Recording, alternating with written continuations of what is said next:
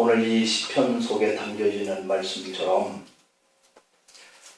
하나님의 말씀은 늘 우리를 변화시켜 주시고 새롭게 해주시는 그런 용서가 담겨져 있습니다. 그래서 그 말씀을 통해서 우리가 기도할 수 있는 그러한 힘을 얻게 되어지고 또 그러한 기도의 힘을 통해서 우리 하나님 앞에 나아가 우리의 죄악들을 고백하고 용서를 받으면 홍수가 범람할지라도 그 사람은 아무런 아픔도 또 어려움도 겪지 않을 정도로 6절에 확실하게 지켜주신다 그랬어요. 그래서 하나님이 나의 은신처가 되고 환난에서 보호처소가 되어서 구원의 노래를 고백하는 이 삶이 주님 앞에 피 흘심을 통해서 구원받은 우리들의 삶의 자리여야 할 줄로 믿습니다. 그래서 이 말씀은 늘 우리 가슴을 열어놓고 하나님이 나에게 향해서 주시는 말씀이 취함을 받게 해야 될 줄로 믿습니다. 그래서 말씀은 혼내키는 것이 아니라 말씀은 나와 마음을 열고 주님께 다가가기 위해서 주시는 그런 메시지로 우리가 받아야 우리의 삶의 소망이 되고 기회가 되는 줄로 믿습니다. 여기 계신 우리 모두에게는 누구나 하나쯤 기억하고 싶지 않는 그런 고통스러운 과거들이 있을 거예요. 지난주에도 그랬고 이번 주에도 그랬고 사실 여러분들이 수첩을 보면 금번 4월 달에 치유에 대한 그러한 한번 감사를 보실 그러한 그 계획이 예정되어 있는데 사람이 한번 치유를 강의해 줄 수 있는 분 한 번 왔다 갔다 해서 우리 마음이 아픔이 상처가 다 치유되시만 있다면 얼마나 좋겠어요.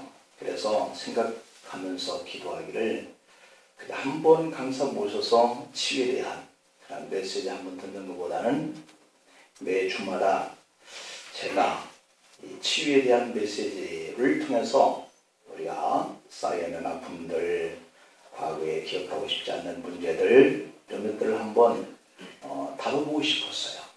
그래서 강사를 모시지 않고 제가 메시지를 준비해야 되겠다 이런 생각을 갖고 하는데 이 오후 시간보다는 우리 모두가 다 동참하는 그런 낮 시간에 하는 게 참 좋겠다. 그래서 낮예배 때에 이 문제를 다루고 있으니까 여러분들이 순수하게 이 말씀을 우리 가슴 속에 받아들여서 우리들이 마음에 아픔들이 있는 것들, 상처가 있는 것들이 치유되어 가는 그런 계기가 되었으면 좋겠다 하는 생각이 듭니다. 그래서 우리 나름대로 삶을 지금 50평생, 70평생, 80평생 살아오는 동안에 누군들 그 마음에 사건과 문제와 사람들의 관계 속에서 상처 하나쯤 받지 않고 산 사람이 있겠어요. 말을 하지 않을 뿐이지. 그래서 그 문제 때문에 고통스러워하는데 문제는 뭐냐면 과거의 그 아픔이 오늘 이 현재의 나의 삶을 앞으로 나아가지 못하게 만들고 있다라고 하는 것이 문제라는 말이에요. 가슴 깊은 그곳에 이 상처 하나쯤 가지고 사는 사람이 정말 한 사람이라도 없는 이런 세상 속에서 살아가는 것이 아니라 모두가 다 같은 동질감을 가지고 아픔을 가지고 살아가고 있는 거예요. 그게 바로 인생길이다. 그런데 어떤 사람은 그 고통스러운 과거에 노예가 되어 사는 사람이 있고 어떤 사람은 그것을 뛰어넘어서 사는 사람들이 있다. 이미 지나가 버린 것인데 내 자신만큼은 왜 그 일들이 자꾸 생각나고 자꾸만 기억되어지고 그 기억되어지고 생각되는 것들이 오늘 현실의 나를 괴롭히느냐. 이런 고통스러운 과거 속에서 내가 벗어나야 되지 않겠어요? 아무도 알지 못하는데 나의 이 고통을, 나의 이 상처를 누가 알겠어요? 말하지 않는데. 그런데 나는 그것들을 기억해내고 아파하고 있어요.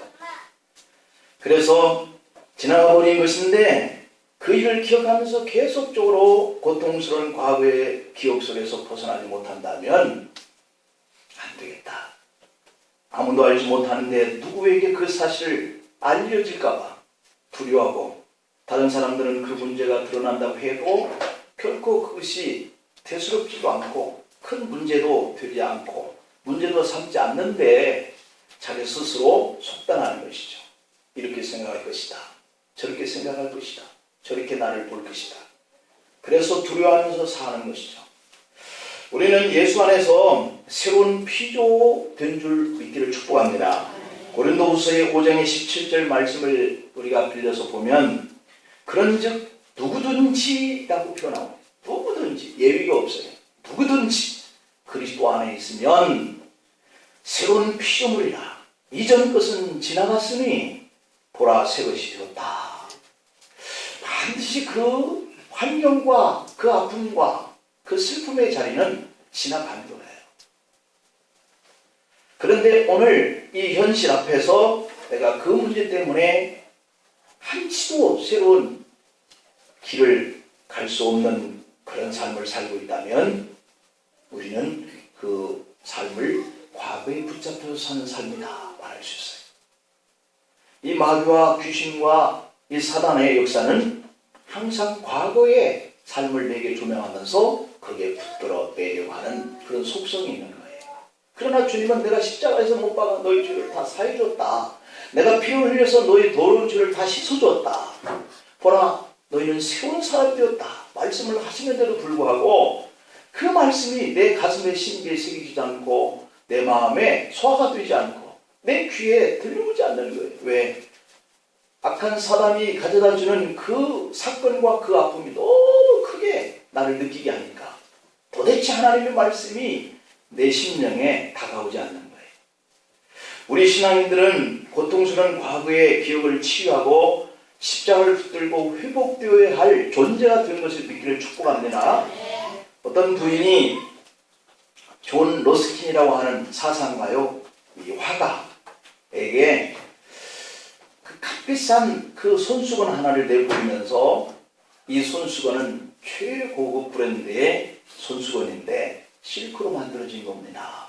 그런데 누군가가 이 손수건 위에 잉크를 쏟아버려서 손수건이 얼룩져가지고 이 비싼 걸 버리지도 못하고 사용하지도 못하고 너무 가슴이 아픕니다.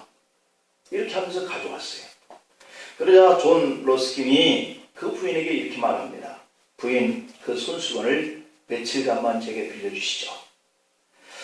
미술에 탁월한 재능을 갖고 있던 존 러스킨은 이 엎질러서 물들어서 버릴 수도 없고 사용할 수도 없는 이 실크 고급 브랜드의 손수건을 그 잉크 엎질러진 자국에다가 아름다운 그러한 그 자연 풍경 그리고 나무와 숲과 새를 그려 넣어서 그 부인에게 돌려주었어요.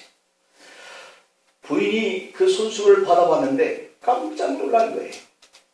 그 엎질러진 검은 자국은 자연 상태 속에 놓이는 바위 형태가 되어졌고 그 주변은 아름다운 숲과 나무와 새가 수놓져 그려져 있는 거예요.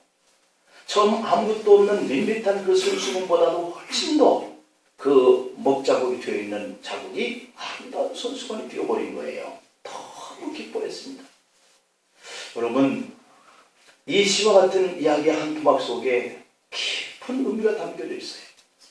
우리 모두에게는 나를 가슴 아프게 하고 그리고 고통을 그 슬픔을 주던 그러한 멍든 먹자국과 같은 그 과거, 이걸 정말 기억하고 싶지 않은데 너무도 내 가슴에 내 눈에 선명하게 다가오는 그 먹자국, 그 과거의 아픔, 여인의 손수건 내 묻은 그 잉크 자국처럼 여인의 마음에 상처를 줬던 그 과거의 얼룩이 새롭게 변화되는 거예요.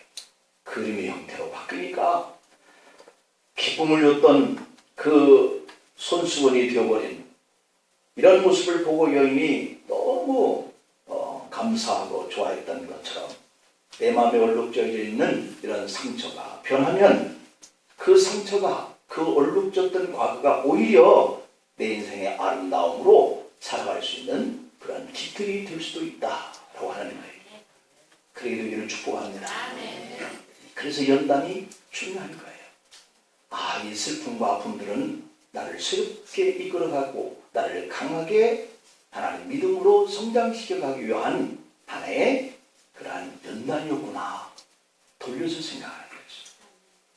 여러분, 나 스스로는 힘들어도 전능하신 하나님이 그 얼룩을 가지고 그림을 그려주면, 다시 말하면 내 삶의 오늘의 현실이 주님의 힘을 통해서 공급되어지는 그 능력을 통해서 새롭게 그것을 바탕으로 해서 뭔가 새로운 환경을 만드는 것으로 그것을 삼으면 우리의 인생에 새로운 길이 회복된다는 거예요. 오늘은 어떻게 하면 나의 이 고통스러운 과거의 기억을 치유받고 회복된 인생을 살 수 있을까 하는 거에 초점을 맞춰보려고 합니다. 그 첫 번째로 대지는 고통스러운 과거의 기억으로부터 치유받고 회복되려고 하면, 첫째는 하나님께 기억의 일을 고백하고 용서를 받고 치유를 받아야겠다.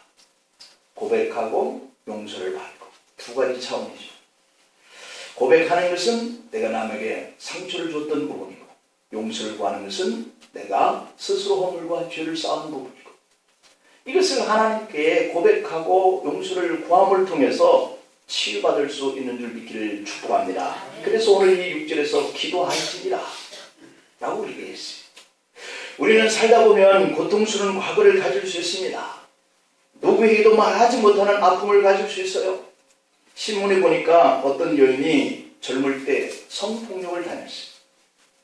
그는 그 고통을 누구에게도 말할 수가 없는 거예요. 마음속에 담은 채 고통을 가지고 살다가 결혼을 했습니다. 남편은 참 좋은 사람이고 성실한 사람이고 자기에게 따뜻하게 대해주는 사람이었어요. 그런데 여인은 과거에 성폭행당했던 그 고통스러운 아픔에 사로잡혀 있어서 도저히 부부생활을 할 수 없어 남편을 거절합니다. 남편은 남편대로 부인을 이해할 수가 없습니다.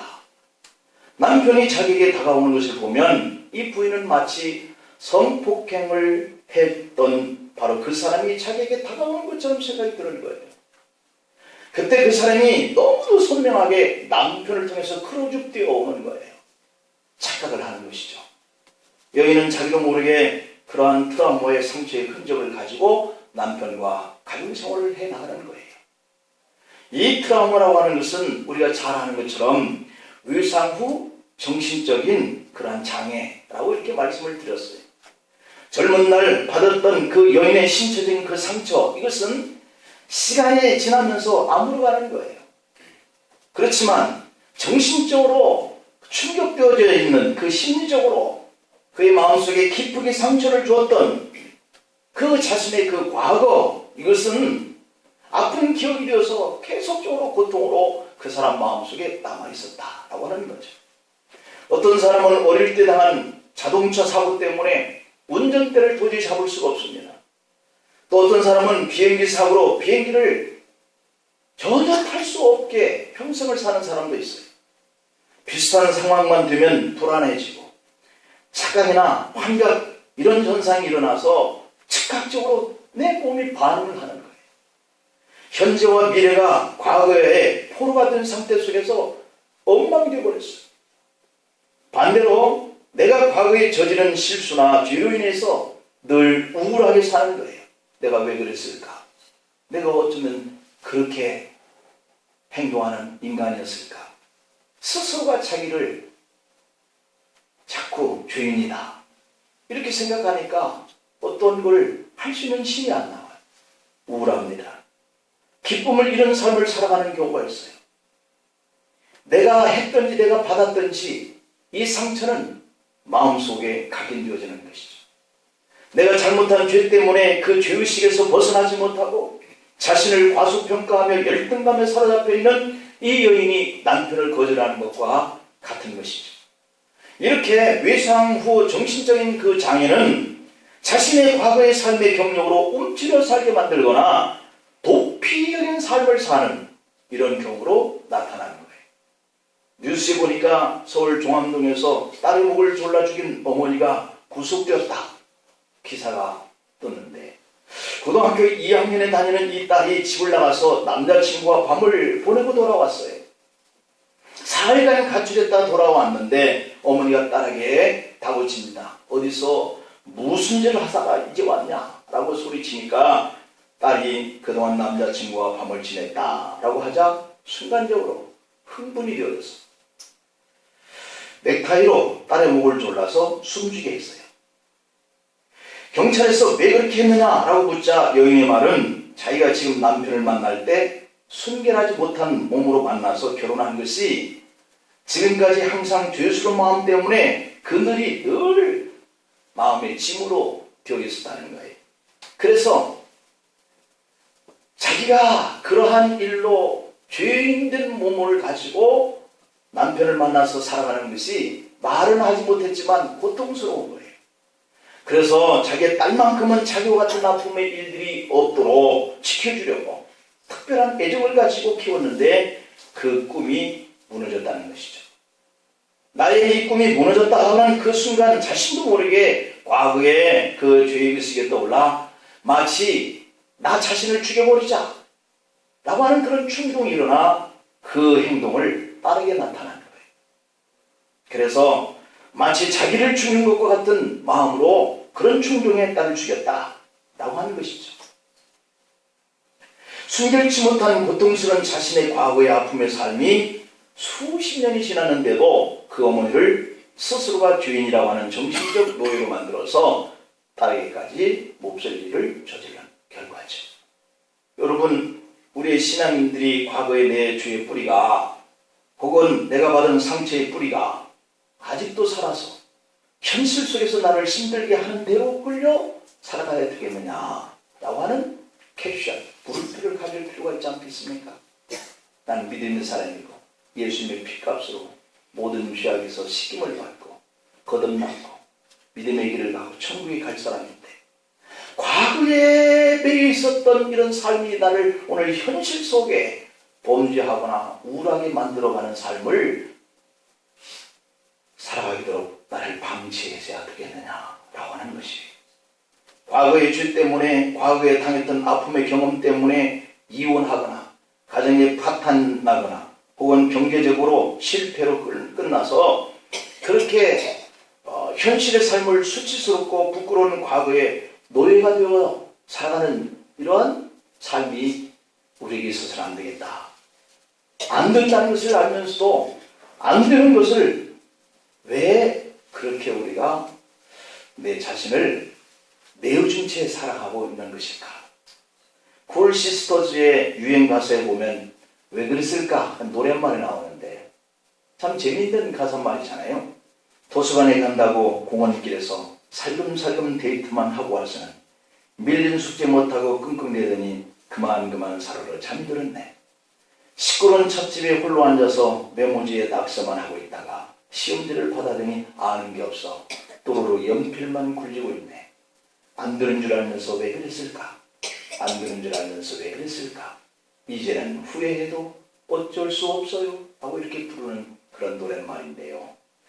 우리가 인생을 이렇게 살고 있는 이런 삶의 모습을 우리가 한번 돌아볼 필요가 있어요. 그러고 나서 후회하고 소리 지르고 나서 후회하고 폭행하고 나서 후회하고 이것이 안 되는 줄 알면서도 왜 그랬을까? 그것은 어쩌면 우리가 과거에 붙들려져 있는 상처와 우울감 때문에 그러는 것이죠. 오늘 성경에 나오는 다윗을 보면 왕이 되었습니다. 이웃집 여인의 밧세바를 강제로 범하였습니다. 그리고 그 남편을 전쟁터에 앞장세워서 죽게 만들었습니다. 다윗은 이 일로 죄의식에 시달렸습니다. 사람들이 생각하기를 왕이 그 정도 한 것 대수롭지 않게 생각할 수도 있습니다. 다들 그렇게 사는데 하면서 적당하게 넘어가도 된다고 생각할 수도 있을 사람들이 있습니다. 그러나 다윗에게만큼은 양심의 가책으로 견딜 수 없게 됩니다. 다른 사람은 몰라도 본인은 너무도 잘 알고 있는 거예요. 그러자 어떤 일이 일어날까요? 오늘 본문 3절 말씀을 우리 한번 다시 같이 한번 읽어볼까요? 3절 시작. 내가 입을 열지 아니할 때에 종일 심함으로 내 뼈가 수렁하였더라. 마음의 고통이 육신의 질병으로 찾아온 이런 상태라고 하는 고백이에요. 또 4절 말씀을 보면 4절에는 그렇게 표현합니다. 주의 손이 주의 나를 누르시오니 내 진액이 빠져서 여름 가뭄에 마름같이 되었다 라고 이렇게 탄식합니다. 주의 손이 쥐하로 다윗을 누른다는 거예요. 아까 그 여인이 딸을 넥타이로 누르렀던 것처럼 주님의 손이 다윗의 목을 올라오는 거예요. 하나님의 손은 크고 부드러운 손인데, 하나님의 손은 늘 우리를 어루만져 주시고 포용하여 주시는 손인데, 위로해 주시는 그런 손이어야 하는데, 다윗 생각할 때 하나님의 손이 자신을 짓눌러서 자신이 마치 여름 가뭄에 마른 장작대며 같이 그렇게 말라져 가고 있다. 그래서 다윗에게는 한마디로 이 표현을 나는 이 문제 때문에 스트레스를 받고 살고 있다, 그런 의미예요. 정신적인 압박을 받고 살고 있다, 그런 얘기거든요. 그래서 다윗은 마치 진액이 빠져서 여름 가뭄에 마름같이 되었다, 온몸이 얼어붙었다, 말라붙었다, 그런 얘기죠. 요즘 용어로 하면은 교감신경, 부교감신경에 이상이 생긴 거예요. 호르몬 작용이 제대로 되지 않는 상태에 빠진 거예요. 요즘 병원에서는 호르몬 이 치료를 하지만 성경은 죄로 인해서 고통스러운 과거는 눈에 보이지 않지만, 만약 이 보이지 않는 고통스러운 과거의 문제를 해결하지 못한 상태로 그냥 두면 하나님의 진노로 나타난다, 이렇게 밝히고 있어요. 근심에 불이 되어서 심령을 여름 가뭄같이 메마르게 하는 거예요. 양심의 본능 때문에 하루 종일 실험하면서 사는 거예요. 그로 인해서 육체적인 질병을 가져옵니다.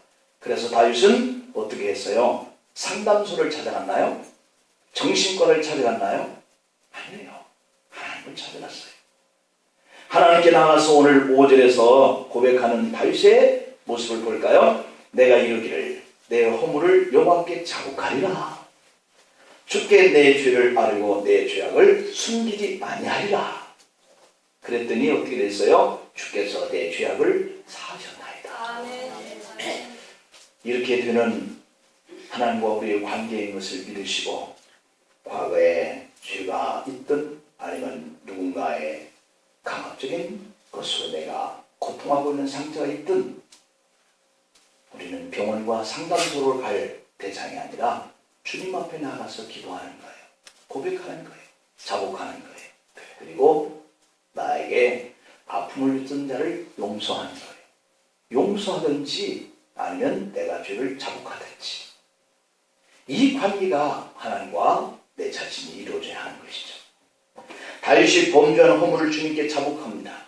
마음속 깊이 여름 가뭄에 자신을 마른 장작더미처럼 되어버리게 짓눌러 오시는 그런 하나님 앞에 자신의 죄를, 허물을 자복했다. 마음속에 깊이 담겨져 있던 그것을 숨기지 않고 다 드러냈다. 우리가 사람 앞에는 드러낼 수 없는 문제도 하나님 앞에 나가서 드러내는 거 고백하면 주께서 5절에서 내 죄악을 사하셨나이다. 이런 역사가 일어날 줄로 믿습니다.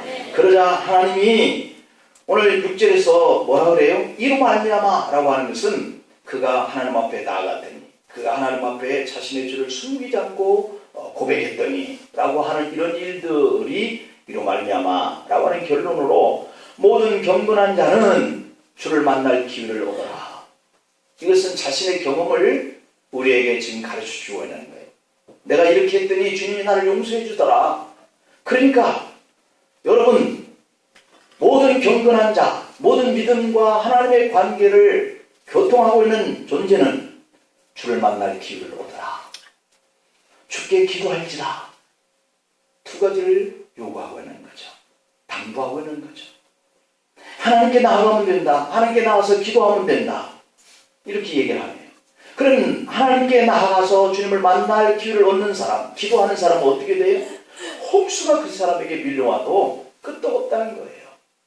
그것이 바로 6절에서 우리에게 다윗의 경험을 통해서 가르쳐주고 있는 귀한 가르침이죠. 우리를 짓누르는 과거의 죄가 있더라도 하나님께 회개하기만 하면, 하나님을 만나기만 하면 홍수가 밀려오는 속에서도 죄를 회개한 자는 보호받게 된다는 거예요. 사람이 어찌 보든 간에 하나님은 그렇게 해주겠다는 거예요. 회개한 죄인을 용서해 주시겠다는 거예요. 하나님은 비록 죄인일지라도 회개하고 주께 돌아오면 그 순간으로부터 자유함을 얻게 한다. 과거에 비해서 끙끙대고 아파하고 우울해하고 이것이 나를 현실 속에서 돌출된 행동을 하여 누군가를 해코지하거나 하는 이 일들을 막을 수 있는 방법이 있다. 그것은 주님을 만나라. 주님께 나아가 기도하라. 그러면 자유함을 주겠다는 거예요. 이사야서 1장의 18절 20절에 보니까 여호와께서 말씀하시되 오라 우리가 서로 변론하자. 너희 죄가 주홍 같을지라도 눈과 같이 휘어질 것이요 지능같이 붉을지라도 양털같이 희게 되리라. 너희가 주께 순종하면 이걸 사용하라는 거죠. 하나님을 만나라, 변론하라, 기도하라. 그것을 즐겨서 사용해 보면 땅의 아름다운 소산을 먹을 때가 올 것이고 너희가 거절하여 배반하면 칼에 삼켜지라. 두 가지입니다. 내가 하나님을 만나서 단판을 지어서 과거의 문제, 아픈 문제를 해결하지 않으면 만약에 해결하면 이 땅의 양식을 내가 먹게 되어질 것이고 만약에 해결 못하면 칼이 나를 죽일 것이다. 이거예요. 우리가 칼에 죽든지 아니면 이 땅에 양식을 하나님의 축복해 주심으로 넉넉하게 먹게 되든지 양단간에 우리가 해야 돼요. 그것이 주님을 만나기 위해서 교회를 찾아 기도하는 삶인데 이걸 하지 아니하면 칼이 엎드려서 죽을 판이에요. 그 말은 내가 과거에 매여서 오늘 현실을 그렇게 아픔 속에서 우울함 속에서 상처 속에서 살아가게 된다. 그게 바로 칼일 거예요. 사람들이 과거의 죄로 인해서 그 죄의식 속에서 노예로 벗어날 수 없는 그러한 삶을 살든지 벗어날 수 있는 유일한 길이 있든지 둘 중에 하나다. 그것은 하나님을 만나는 것이고 하나님 앞에 나와 회개하는 것이고 하나님과 교통의 관계를 통해서 그 문제를 해결하여 자유함을 얻든지 다른 것으로는 죄와 허물로 받은 이 상처와 이 쓴 자국은 결코 해결할 수 없습니다. 사람을 만나서도 안 되고 사람을 상대해서도 안 되고 해결할 수가 없어요. 과거의 상처를 그냥 피해볼까? 생각을 하지 말까? 그거 안 돼요. 피한다 해서 될 수 있는 것이 아니에요. 정신적인 그러한 병이들이 있는데 어떻게 그 문제를 내가 피한다고 피할 수 있겠어요? 피하면 피할수록 더욱더 자꾸 생각나는 거예요. 또한 죄를 숨긴다? 다른 사람은 모르는데 나만이 알고 있는 이 문제인데 내가 그것을 끙끙 앓고 우울증세에 빠질 정도까지 되어가는 한이 있어도 결코 자유함을 얻지 못한다는 것이죠. 숨기지 마세요. 사람들이 과거의 죄로 인해서 죄의식의 노예에서 벗어날 수 있는 유일한 길이 오늘 다윗이 가르쳐주는 대로 이로 말미암아 경건한 자는 주를 만날 기회를 얻어라. 그리고 주께 기도해라. 홍수가 와도 내게 그 범람함이 비치지 못한다. 요즘에 일본 구마모토, 규슈, 또 아소, 화산 이런 것들이 분출이 되고 또 연이어서 사람의 그 생각해 왔었던 그 법칙을 깬 지진이 일어났다는 거잖아요. 다시 말하면 6.5의 강진이 일어나서 이미 몇 사람이 죽고 피해를 당했는데 이제 자잘한 여진이 일어나야 사람이 생각하는 그런 법칙이라는 거예요. 그런데 또 다른 지진층에서 그보다 더 강력한 지진이 7.3으로 또 일어난 거예요. 사람이 생각하지 못한 지진이 더 강력하게 일어난다. 그래서 41명이 죽고 2천여 명이 지금 이렇게 어려움을 겪고 있는 지정에 놓여 있다라고 하는 것이거든요. 때로는 우리가 우리의 사람의 생각의 범주를 넘어서는 일들을 우리가 만나면서 사는 것이 오늘 우리의 인생의 삶인 거예요. 내가 당한 이 아픔만 가지고 내가 현실에서 힘들어하는 것보다 더 뛰어넘어서 그 문제를 해결할 수 있는 능력의 하나님이 우리의 곁에 계신 거예요. 그분 앞에 나가서 우리가 고백하면 결코 그분은 우리를 거절하지 않는 분이에요. 그분은 결코 우리를 배반하지 않는 분이에요. 이것이 오늘 6절에서 하나님의 말씀이다. 이렇게 여호와의 입의 말씀이다. 이렇게 분명히 말씀하고 있어요. 죄를 지키기 전에 너희가 순종하면, 줄겨 순종하면 땅의 아름다운 소산을 먹을 것이고, 여의치 못해서 혹시라도 죄를 지으면 고백하고 용서를 구하라는 거예요. 이것마저도 못하면 너희가 거절하여 배반하면 칼에 삼켜지는 자가 되는데, 이게 여호와의 입에서 나온 말이다. 우리가 받은 상처가 내가 준 상처를 무시한다고 해결되는 것이 아니라고 하는 뜻이죠. 정직하게 하나님 앞에 아프다고 털어놓고, 잘못했다고 털어놓고, 그리하면 우리 양심의 고통에서, 하나님의 진노에 무거움해지면서 벗어날 수 있다는 거예요. 이것이 고통스러운 과거로부터 나를 자유케 하는 것이고, 지혜이고, 이제부터 나의 현실이 행복하게 이룰 수 있는 그런 지혜의 편인 거예요. 사주받은 축복에 대해서 다윗은 어떻게 말하고 있느냐 하면, 오늘 1절과 2절에 한번 볼까요? 1절과 2절에서 허물의 사함을 받고 자신의 죄가 가려진 자는 복이다. 누가 그렇게 됐다는 거죠? 다윗이 그렇게 됐다는 거예요. 다윗은 가늠한 자고 살인을 한 자고, 이보다 더 큰 죄인이 어디 있어요? 이 일을 내가 당했다면 이보다 더 큰 상처를 받는 것이 어디 있어요? 그런데도 그가 허물의 사함을 받고 죄가 가려진 자가 되었다는 거예요. 마음에 간사함이 없고 여호와께 정죄를 당하지 아니하는 자가 있다면 그가 복 있는 자다. 이렇게 얘기를 하고 있어요. 하나님이 허물진 나에게 이렇게 해주시면 축복인 줄 믿습니다. 사람들은 사해주지 않고 정죄만 하고 삽니다. 하나님은 용서하시고 은혜를 베푸시는 분입니다. 누구를 의지하겠어요? 사람들은 매장시키고 끝까지 물고 늘어지지만 하나님은 죄를 드러내지 않으시려고 가려주시는 분이십니다. 사람은 과거를 드러내며 치매를 손상시키려고 합니다. 명예를 훼손시키고 유선자다라고 낙인을 찍어서 상종치도 않으려고 그럽니다. 그러나 주님은 죄의 미안함으로 도망가는 사람들에게 찾아가서 다시 양을 치고 먹이라 사랑을 확인해 주시는 분이세요. 요즘 연예인에게 보면 성주문이 생기면 완전히 매장당합니다. 그 과거를 기억하고 부끄럽게 만들어서 다시는 설 수 없게 만들어버리는 거예요. 그러나 하나님은 용서해 주시고 감싸 안아주시고 다시라고 하는 기회를 주시는 분이세요. 하나님은 자신의 부인을 누이라고 속인 아브라함도 이삭도 용서해주고 복을 줘서 그들을 회복시켜 주셨어요. 아버지와 형을 속이고 도망간 야곱을 용서해 주시고 회복시켜 주셨어요. 살인하고 망명자 신세가 된 양치기 모세까지 찾아가서 용서해 주시고 하나님의 일을 맡기는 회복을 시켜줬어요. 사람들에게 어떤 죄를 지었을지라도 하나님께 나가서 용서를 구하고 진정으로 진실로 회개하면 복을 주시는 분이 아버지시다. 그 죄를 가식으로 또 이렇게 형식으로 고백하는지 진실로 고백하는지 하나님이 그걸 분별 못하시겠어요?